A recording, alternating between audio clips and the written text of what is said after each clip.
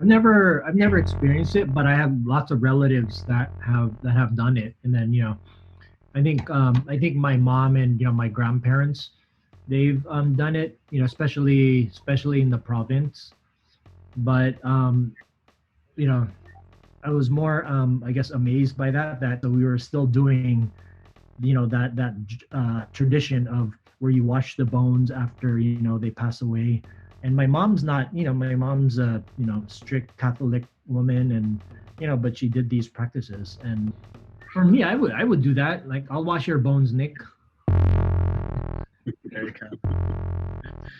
Yeah, I think it really needs like that kind of imagination to be, kasi pag yung idea na inililibing, di ba, like when the dead, like that whole ritual, like nowadays, let's just say like all the, let's say like, present day, like people, like pag nagmatay, usually it's like they have to preserve the body, balsamar, and then put it in a coffin, bury it, right? Like that's the typical what usually happens, right? How does a culture how do we introduce a new way of maybe like reimagining what that means, right? Like to kind of how to take, like Christian was saying, like how can we, I mean, I'm sure people still do that, but how can that be introduced in the more kind of, I mean, it's like mainstream, but like in a general, as a general new imagining of, like, again, like, kind of like re-indigenizing, but also like thinking ahead, like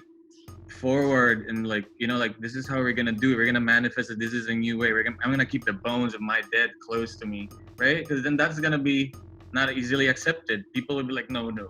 I was just wondering what you think of that. I think someone just has to do it.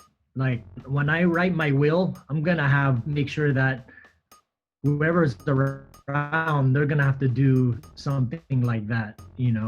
So it'll be a mix, and it may be something new within today's context. You're saying Yeah. now, like, you could be like planted as a tree, stuff like that. So I mean, there's also new technology where now when you if you die, you could be made to ashes, so you could be tattooed. How about art? What do you guys think about art as an offering? Let's talk about that in the next part.